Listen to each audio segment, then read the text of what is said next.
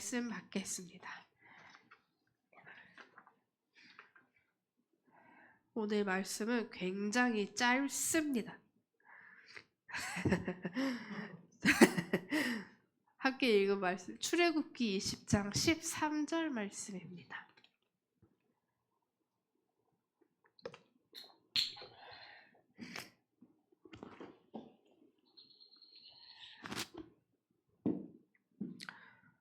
우리 출애굽기 20장 13절 말씀 우리 한 목소리로 네? 네? 네. 우리 한 목소리로 읽겠습니다. 시작. 살인하지 말라. 제가 감기에 걸려서 중간에 코를 이렇게 닦을 수도 있어요. 네. 살인하지 말라. 이 십계명의 말씀 중에 하나죠. 살인하지 말라. 혹시 살인을 저질러 본 적이 있으신가요? 없으시겠죠. 오늘 본문 말씀은요 6글자입니다. 살인하지 말라. 그리고 또 두 어절로 되어 있죠. 살인하지 말라. 정말 짧은 문장이자 한 구절입니다. 근데 이 짧은 내용에 담겨져 있는 메시지는요 살인하지 말라, 살인하지 말아라. 근데 원문을 살펴보니 그 원문, 이 말씀의 원문 히브리어를 그대로 해석을 해보면 너는 죽이지 말아라 또는 너는 박살내지 마라, 박살내지 마라로 해석이 됩니다. 이 본문에 대한 정확한 표현은 사람을 죽이는 살인보다 죽이지 말라. 더 원활한 표현으로는 생명을 죽이지 말라. 생명을 죽이지 말라라고 표현하는 게 맞을 것이다 라고 성경학자들이 이야기합니다. 이 본문에 쓰이는 살인하지 말라라는 이 원어는 어떤 단어로 불려지냐면 라차흐라고 읽습니다. 라차흐. 이 동사는 그런데 보통 성경에서 사용되어지는 죽이다, 살인하다 등으로 쓰이는 동사가 또 따로 있어요. 성경에 더 자주 사용하는 단어는 이 라차흐가 아닌 다른 단어로 사용되어집니다. 죽이다, 살인하다라는 그것에 해당되는 단어가요. 근데 오늘 본문에 사용되어지는 이 라차흐라는 단어는 성경에서 그리 자주 많이 사용되어지는 단어는 아닙니다. 자주 사용되어지는 단어가 아니에요.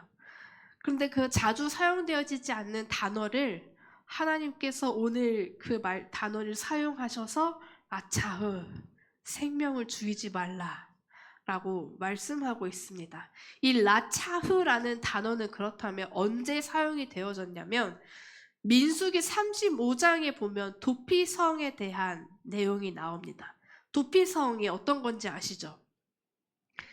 부지 중에 사람을 죽였을 경우, 그러니까 과실치사를 했을 경우인 거예요. 과실로 치사하게 된 경우, 우연히 사람을 죽이게 된 경우에 나의 의지가 아닌 나도 모르게 실수로 부지 중에 살인을 저질렀을 때 그 사람들이 도피성으로 들어가게 되면 보복을 면할 수 있게 되어집니다. 보복을 면할 수 있게 하나님께서 허락하신 제도입니다. 법. 그래서 이 도피성에 들어갈 경우에 그 도피성마다 대제사장들이 배치가 되어 있는데요. 그 대제사장이 죽을 때까지 그 도피성 밖으로 나올 수가 없게 됩니다. 이 도피성에 대한 이야기에 라차흐라는 동사가 사용되어집니다. 그러니까 고의든 과실이든 다른 사람의 생명을 빼앗을 때 이 단어를 사용했습니다. 그리고 또 이 라차흐라는 단어가 또 언제 사용이 되어지냐면 신명기 22장 26절 말씀인데요. 제가 읽어드리겠습니다. 처녀에게는 아무것도 행하지 말 것은 처녀에게는 죽일 죄가 없음이라. 이 일은 사람이 일어나 그 이웃을 쳐 죽인 것과 같으니라. 이게 무슨 말이냐면 이 처녀가 강간을 당합니다. 강간. 근데 처녀가 강간을 당하면 이 강간을 한 남자를 죽여라 라고 말씀하는 것입니다. 그러니까 그런데 이 강간한 남자를 왜 죽여야 하냐면 처녀를 강간한 것이 처녀를 죽이는 것과 같은 이치다 라는 것을, 그 의미를 전달하고자 하는 것입니다. 처녀의 목숨, 생명이 정말 사라지지 않았음에도 불구하고 처녀가 더 이상 그 강간을 경험한 이후로 더 이상 그 처녀가 그의 일상을 평소처럼 평범하게 영위해 갈 수 없을 만큼 심각한 정신적 고통을 호소하는 그 마음의 병을 얻은 상태를 이 성경은 죽은 상태와 동일하다라고 기록하고 있는 것입니다. 생명을 앗아가지 않았음에도 마음의 병을 얻은 상태를 죽은 상태와 동일하다라고 성경이 말하고 있습니다. 그렇다면 하나님께서 이 라차흐라는 단어를 통해 살인하지 말라, 죽이지 말라, 박살내지 말라라고 하신 것은 악의적인 목적을 가지고 하는 살인의 범위 그 정도뿐만이 아니라 우발적인 살인, 간접적인 살인, 그리고 상대방의 마음을 완전히 짓밟는 행위까지도 살인하지 말라라는 그 라차흐에 해당하는 행위라고 하나님은 말씀하고 계시는 것입니다. 실제 생명을 앗아가지 않더라도 상대방의 마음을 완전히 짓밟는 행위 또한 살인이다 라고 성경이 말하고 있습니다. 구약에서요, 살인하지 말라라는 계명에 대한 말씀이 어떻게 해석이 되어지냐 하면 악의를 가진 살인뿐만 아니라 정신적인 큰 충격을 줄 만한 일, 그 일도 살인으로 간주했습니다. 그렇다면 예수님께서는 구약이 아닌 신약으로 넘어와서 예수님께서는 이 살인하지 말아라라는 이 말씀을 어떻게 선언을 하셨냐 하면 마태복음 5장 21절에서 22절 말씀입니다. 옛 사람에게 말한 바 살인하지 말라. 누구든지 살인하면 심판을 받게 되리라 하였다는 것을 너희가 들었으나 나는 너희에게 이르노니 형제에게 노하는 자마다 심판을 받게 되고 형제를 대하여 나가라 하는 자는 공회에 잡혀가게 되고 미련한 놈이라 하는 자는 지옥불에 들어가게 되리라. 아멘. 그러니까 예수님께서는요, 마음의 악이, 내 마음에 악한 그 마음을 가진 것만으로도 살인한 것이다라고 규정하고 계십니다. 상대방을 향해서 분노하고 일 나가 미련한 놈이라는 그 작은 핀잔마저도 살인이다 라고, 살인으로 적용될 수 있다 라고 예수님께서 말씀하십니다. 왜일까요? 왜 이 미련한 놈, 이 바보 같은 놈, 멍청한 놈, 이 그 작은 단어에 대해서도 예수님은 그것은 살인한 것이다 라고 왜 그렇게 말씀을 하셨을까요? 왜냐하면 그 단어에는 분노가 담겨 있기 때문입니다. 분노가 실려 있기 때문입니다. 더 정확하게는 악의가 있었기 때문입니다.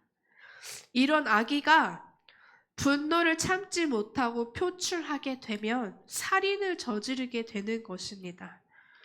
오늘날 형제, 자매, 가족의 살인들이 너무 많이 일어나죠. 여러분 요즘 뉴스 자주 보시나요? 저는 별로 안 보고 싶어요. 이 가족 간에 일어나는 그 살인, 그 범죄, 엄마가 자녀를, 부모가 자녀를, 자녀가 부모를 보면 못 보겠더라고요. 그러니까 그러한 그 살인이 일어나는 그 동기에는 분노가 있다라는 것입니다. 분노. 이러한 악의와 분노의 표출이 오늘 마가복음 말씀에는 이러한 모양으로도 나옵니다. 분노와 악의 표출이요. 마가복음 14장 63절에서 65절.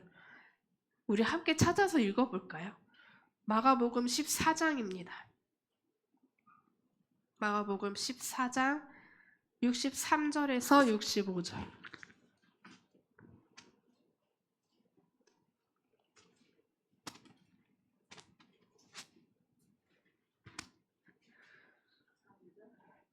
마가복음 14장 63절에서 65절 말씀입니다.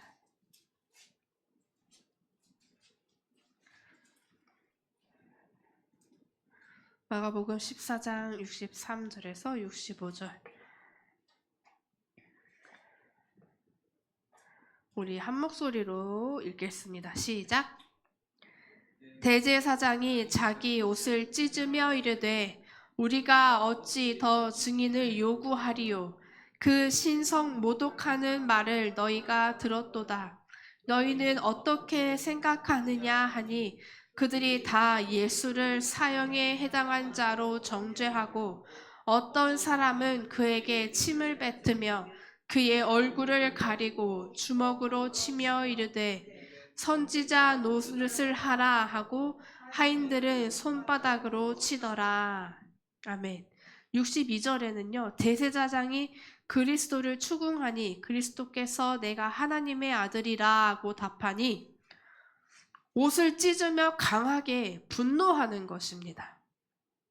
대제사장이 자기 옷을 찢으며 이르되 대제사장이여 그리스도를 추궁하니 그리스도께서 내가 하나님의 아들이라 라고 답을 했습니다. 그렇게 답을 하니 옷을 찢으며 강하게 분노하는 것입니다. 강하게 분노하여서 그가 했던 행위는 그리스도에게 침을 뱉으며 모욕을 주는 것이었죠. 그들 안에 정당하지 않은 분노였어요. 하나님 보시기에 거룩한 분노가 아니었습니다. 하지만 그들 안에 있던 그 악의가 분노를 표출하게 만들고, 그런데 이 분노는 또 어떤 영향을 미쳐버리냐면 전염을 시켜버립니다. 나에게만 그 분노가 그치지 않고 이 분노가 전염이 되어서 더 강하게 불타오릅니다. 마가복음 15장 13, 14절에는요. 그들이 다시 소리 지르되 그를 십자가에 못 박게 하소서. 빌라도가 이르되 어찌미냐 무슨 악한 일을 하였느냐 하니 더욱 소리 지르되 십자가에 못 박게 하소서 하는지라.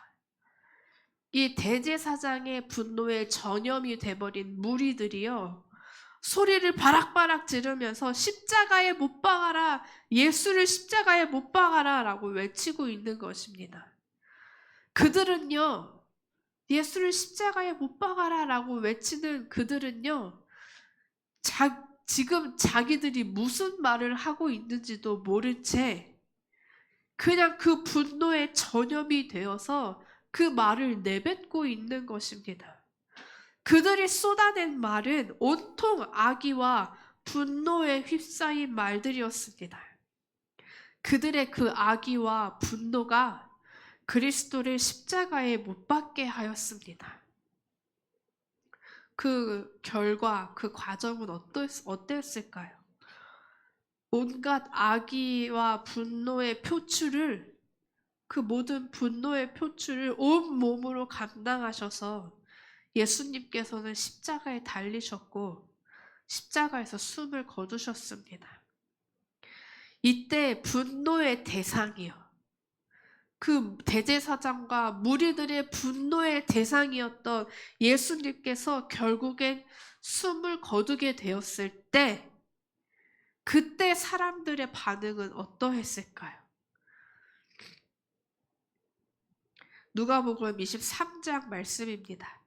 백부장이 그 된 일을 보고 하나님께 영광을 돌려 이르되 이 사람은 정녕 의인이었도다 하고 이를 구경하러 모인 무리도 그 된 일을 보고 다 가슴을 치며 돌아가고. 무슨 말인지 아시겠나요?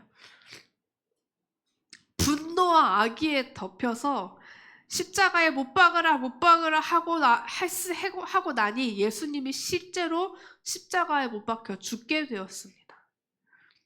예수님께서 죽으신 후에야 내가 지금 무슨 짓을 한 거지? 라고 후회하고 있는 것입니다. 혹시 내가 진짜 그리스도를 죽인 게 아닐까? 우리가 지금 무슨 짓을 한 거지? 아니야, 나는 구경만 했을 뿐이야. 정말 저 사람이 의인이었을까? 정녕 그 사람이 의인이었구나. 그 의인을 우리가 죽였구나. 라고 깨닫고 후회하고 있는 것입니다. 그저 분노에 휩싸인 그 무리에 섞여 자신들의 분노, 자신들의 악의가 정당하다고 생각했을 테지만 정신을 차려 그들에게 남은 것은 하나님의 아들의 시체일 뿐이었습니다. 분노와 악의가 그리스도를 십자가에 달려 죽게 한 것입니다. 살인을 저지른 것이죠. 이에 대해 증언을 하듯 베드로의 설교에 이스라엘 백성들을 향해 이렇게 설교를 합니다. 그런즉 이스라엘 온 집은 확실히 알지니 너희가 십자가에 못 박은 이 예수를 하나님이 주와 그리스도가 되게 하셨느니라 하니라. 너희가 죽였다 라고 베드로가 말합니다. 너희가 죽였다. 분노와 악의가 사람을 죽인 것입니다.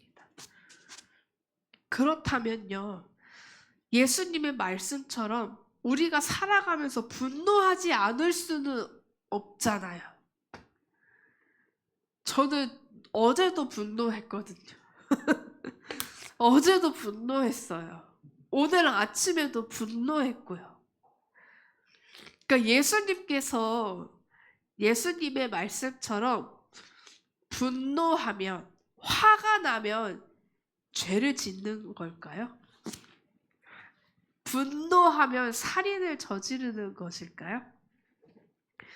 예수님께서 말씀하신 이 내용의 핵심은요, 분노라고 하는 그 감정 자체가 아니라 분노라는 이 감정의 표출로 인한 상대방을 상처 주는 일을 말하는 것입니다. 22절을 다시 보면 나는 너희에게 이르노니 형제에게 노하는 자마다 심판을 받게 되고 형제를 대하여 나가라 하는 자는 공회에 잡혀가게 되고 미련한 놈이라 하는 자는 지옥불에 들어가게 되리라. 그러니까 분노에 대한 감정이 일어나는 그 자체가 문제가 아니라 분노가 밖으로 표출되어서 화를 내고 일 나가! 이 멍청한 놈, 미련한 놈, 바보 같은 놈이라고 하며 상대방을 상처 줄 때 그것이 문제가 되는 것입니다. 제가 상담 대학원을 다니면서 알게 된 사실이 하나 있었는데요. 이 분노라고 하는 이 감정이요. 이 감정이라고 하는 것에는 1차적인 감정과 2차적인 감정이 있습니다. 근데 이 사회를 통해 구성된 감정을 2차적인 감정이라고 하는데 이 분노라고 하는 감정은요. 이 밑에 기반되어지는 감정이 있어요. 그게 뭐냐면 슬픔. 이유는 여러 가지가 있어요. 슬픔이든 관계에 대한 욕구의 좌절이든. 그러니까 이 분노라는 이 감정 자체가 전부가 아니라는 거예요. 어떤 사람은 억울할 때 화가 나고요. 슬플 때 화가 나는 사람이 있어요. 답답할 때 화가 나는 사람이 있어요. 그러니까 이 분노라는 감정을 우리가 맞닥뜨리게 될 때 내가 지금 왜 분노하는 거지? 어떠한 욕구가 지금 나에게 좌절되는 것이지? 라고 우리가 생각해 볼 수 있다는 것입니다. 그리고 또 어떤 학자는 이렇게도 말을 합니다. 감정에는 1차적인 감정과 2차적인 감정이 있는데 이 사회를 통해 구성된 감정을 2차적 감정이라고 부르는데요. 분노는 이 2차적인 감정이라는 것입니다. 두려움이나 분노의 감정은 외부의 위협이나 다른 사람의 위협에 대처할 때 나타나는 생존을 위한 유기체적 반응이다. 라고 어떤 학자는 말합니다. 저도 읽으면서 참 어려운 말이다 생각을 했어요. 그리고 이제 이 분노에 대해서 설명하기를 우리가 태어난 자녀들, 아이가 엄마와의 연대감을 느끼지 못하면 분노하게 된다고 합니다. 이는 아이가 엄마와 연대감을 느끼지 못할 때 느끼는 불안감, 두려움, 서운함, 그리고 연대감을 원하는 강렬한 열망들이, 그러한 감정들이 분노라고 하는 2차적인 감정으로 표현되어지고 표출이 되어진다는 것입니다. 더 쉽게 요약을 해보자면 상대방을 향해 무엇인가를 원할 때 나의 관계 욕구가 좌절되고 거절되었을 때, 저 사람과 관계를 맺고 싶은데, 친밀한 관계를 맺고 싶은데 그 관계의 욕구가 좌절되고 거절되었을 때 이 분노라고 하는 감정이 나타난다는 것입니다. 관계의 거절, 관계의 단절. 이 관계의 거절과 단절로 인해 분노에 휩싸인 인물이 성경에 나오는데요. 그게 누구냐? 바로 가인이었습니다. 가인. 창세기 4장 5절의 내용인데요. 가인과 아벨이 둘 모두 다 하나님께 제사를 올려드립니다. 그런데 하나님께서 아벨의 제사를 받으시고 가인의 것을 받지 않으셨습니다. 가인이 그가 가진 소출의 얼마를 하나님 앞에 가지고 나와 제사를 드릴 때는요, 그에게 이러한 기대가 있었던 것입니다. 하나님이 나의 제사를 받으시겠지? 기뻐 흠양하시겠지? 라는 그 기대를 가지고 나왔는데, 하나님과의 이어지길 원하고 친밀하길 원하고 내가 인정받기 원했던 그 하나님과의 관계가 거절되고 단절이 되어진 것입니다. 그래서 그 안에 분노가 일어나죠. 그 분노로 인해 어떠한 일이 벌어졌나요? 네, 맞습니다. 그러한 일이 벌어지고 맙니다. 예수님께서는 그래서 이 분노를 다스려라 라고 말씀하십니다. 왜냐하면 이 분노가 하나님과의 단절에서, 죄에서 시작된 마음의 빈틈이었기 때문입니다. 분노는요, 죄로 인해 상처난 마음의 빈틈입니다. 좀 더 본질적으로는 아담이 선악과를 먹으며 하나님과 같이 되기를 원했던 그 갈망으로 인해 죄를 범하게 되죠. 그로 인해 그들의 영원한 죽음에 빠지게 되는데, 그 죽음이 무엇이냐? 생명이 사라지는 것이 죽음이 아니라 하나님과의 단절, 그것이 그들에게 임했던 죽음이었습니다. 하나님과의 관계의 좌절을 경험한 것입니다. 이것을 성경적으로 이렇게 해석하면 좋을 것 같습니다. 분노란 죄라는 칼이 마음을 찌르며 흘러나오는 연약함이다. 결국 우리는요, 우리 안에 죄로 인한 이 마음의 빈틈에서 나오는 이 분노와 싸워야 합니다. 분노와 싸워야 해요. 우리는 얼마나 분노하며 지내나요? 누군가를 혐오하거나 분노하고 있지는 않으신가요?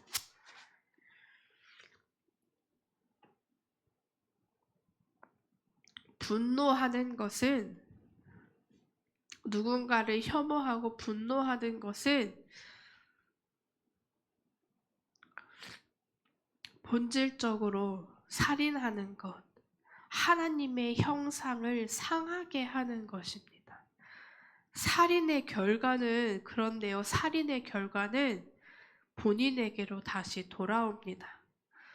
분노를 표출하고 욕하며 남을 상처 주게 되면 나도 상처받게 됩니다. 나도 상하게 되는 것입니다.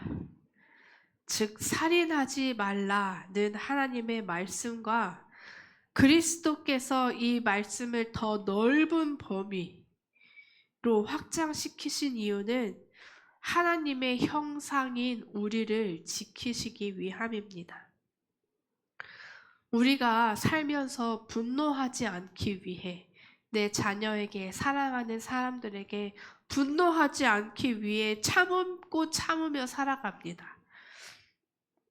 그런데요, 이상하게 이 분노가 참아지지 않는 대상이 하나 있는데요. 동의하실지는 모르겠지만 그 대상은 대부분 바로 자기 자신입니다. 내 자신한테는 관대해지지 않을 때가 있어요. 내가 세워 놓은 어떠한 이상에 내가 부합해지기를 너 간절히 원하면서 나 자신에게 분노하고 나가라, 멍청한 놈이다, 미련한 놈이다 라고 그렇게 하나님의 형상인 나를 해치고 말로, 생각으로 살인할 때가 너무나도 많다는 것입니다.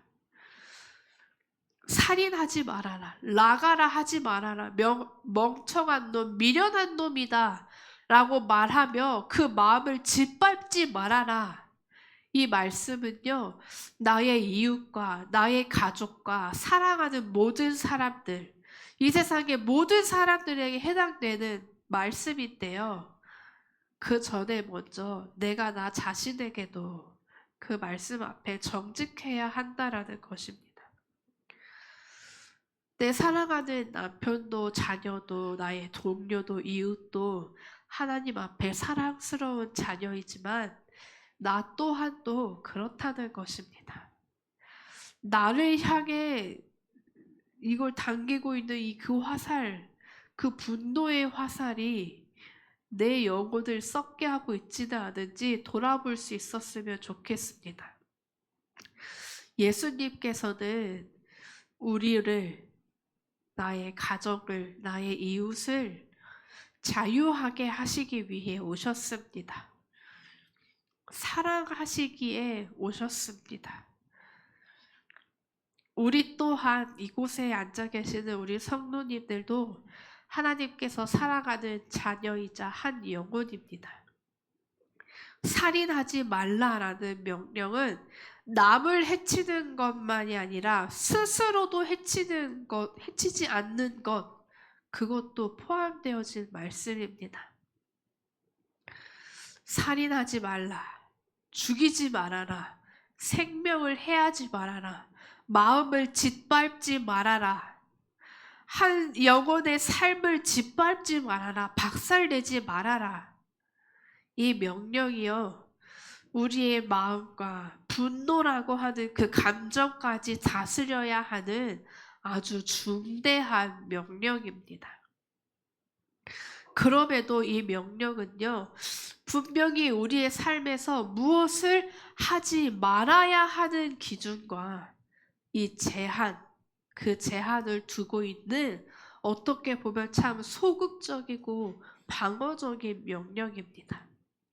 그렇다면 우리는 이 명령을 한 단계 더 나아가서 어떠한 적극적인 수행을 해야 하는데 무엇이 있을까요? 생명을 해하지 말라라고 하셨으니 이제 그 생명을 줘야 하는, 영원한 생명을 알게 하는 그 적극적인 삶을 하나님께 살아드릴 수 있어야 합니다. 결국 그리스도 예수님께서 제자들에게 명령하신 것은 제자를 삼아라, 복음을 전해라, 세례를 져라, 한 영혼을 구원하는 생명을 전하는 삶을 살아라 라고 예수님께서 명령하셨습니다. 제자들에게, 그리고 우리에게 주어진 사명이자 우리가 감당해야 하는 사역입니다.